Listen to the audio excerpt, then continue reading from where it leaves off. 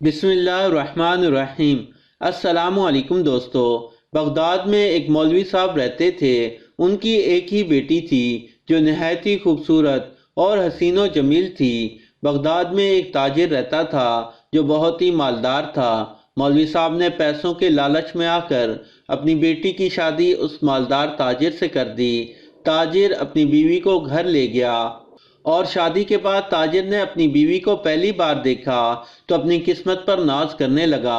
اس نے تحفے میں اپنی بیوی کو ہیرے کی ایک انگوٹھی دی تھی، لیکن وہ اس بات پر حیران تھا کہ لڑکی کا اس کے ساتھ کچھ رویہ تھا۔ جب بھی تاجر اپنی بیوی کے سامنے آتا تو وہ اداس ہو جاتی۔ تاجر حیران تھا کہ میں نے اپنی بیوی کو ہر طرح کی آسائش دے رکھی ہے، مگر پھر بھی یہ مجھ سے خوش نہیں ہے۔ آخر کیا وجہ ہو سکتی ہے؟ وہ جب بھی اپنی بیوی سے پوچھتا تو وہ خاموش رہتی اور کوئی جواب نہ دیتی۔ اسی طرح ایک مہینہ گزر گیا، لیکن اس کی بیوی کے رویے میں کوئی مثبت تبدیلی نہ آئی۔ ایک دن اس تاجر کی بیوی نے اپنے شوہر سے چھٹکارا حاصل کرنے کے لیے ایک عجیب سی چال چلی۔ اس نے اپنے شوہر سے کہا کہ میری طبیعت کافی ناساز ہے، فلاں حکیم کے پاس مجھے علاج کے لیے لے چلو۔ تاجر اپنی بیوی کو لے کر حکیم کے پاس جا رہا تھا کہ جب گھوڑی شہر کے مرکزی چوک کے قریب سے گزری تو وہ نیچے اتر گئی اور تیز تیز قدموں سے چلتی ہوئی قاضی صاحب کے پاس جا پہنچی۔ تاجر بیچارہ پیچھے سے آواز دیتا ہوا عدالت پہنچا تو اس کی بیوی نے حیرت انگیز لہجے سے اپنے شوہر کے گربان کو پکڑ کر کہا، قاضی صاحب، کیا ایک عورت اپنی زندگی میں خوش رہ سکتی ہے جس کا شوہر نامرد ہو، جو اپنی بیوی کا حق زوجیت بھی ادا کرنے سے قاصر ہو؟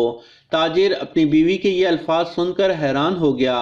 قاضی صاحب نے دونوں میاں بیوی کی طرف دیکھا اور پھر حیران ہو کر کہا، تم اپنے شوہر سے کیا مطالبہ کرتی ہو؟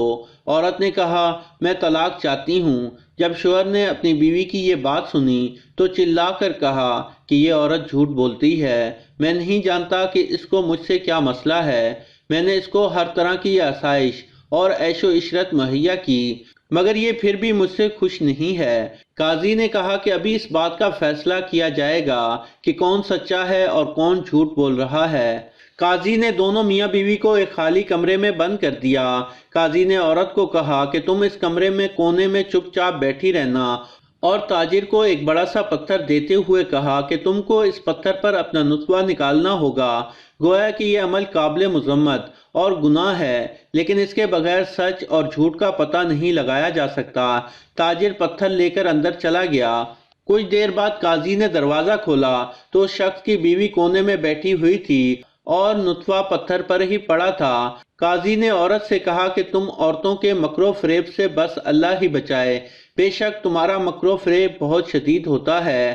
عورت نے چلا کر کہا، قاضی صاحب، اس نے آپ کو دھوکہ دیا ہے، کیونکہ یہ نطفہ اس کا نہیں بلکہ اس نے پتھر کے اوپر کوئی اور چیز ڈالی ہے۔ قاضی نے حکم دیا کہ اس پتھر کو آگ لگا کے اوپر رکھا جائے۔ حکم کی تکمیل کی گئی اور پتھر کو آگ کے اوپر رکھا گیا تو پتھر پر موجود نطفہ پگھلنے لگا۔ قاضی نے کہا کہ یہ نطفہ ہی ہے، کیونکہ نطفے کو جب آگ پر گرم کیا جاتا ہے تو وہ پگھلنے لگ جاتا ہے، اور اگر یہ نطفے کے علاوہ انڈے کی سفیدی یا زردی ہوتی تو یہ سکڑنا شروع ہو جاتی، لہٰذا تم نے اپنے شوہر پر جھوٹی تہمت لگائی ہے۔ قاضی نے عورت سے کہا، اب تم مجھے وہ وجہ بتاؤ جس نے تم کو اپنے شوہر سے دور رکھا۔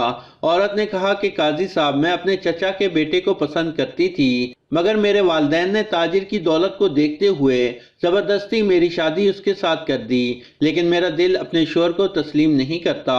میں اب بھی اس سے آزاد ہونا چاہتی ہوں۔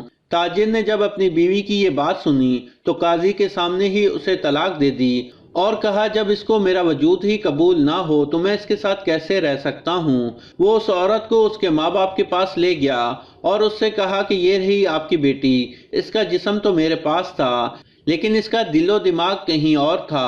کاش تم نے اپنی بیٹی سے ایک بار پوچھ لیا ہوتا تو یہ نوبت کبھی نہ آتی۔ تو دوستو، یہ تھی ہماری آج کی ویڈیو۔ یقیناً آپ کو پسند آئی ہوگی۔ پسند آنے کی صورت میں اس ویڈیو کو لائک ضرور کریں اور ہمارے چینل کو سبسکرائب کرتے ہوئے ساتھ موجود گھنٹی کا بٹن بھی دبا دیں۔ شکریہ۔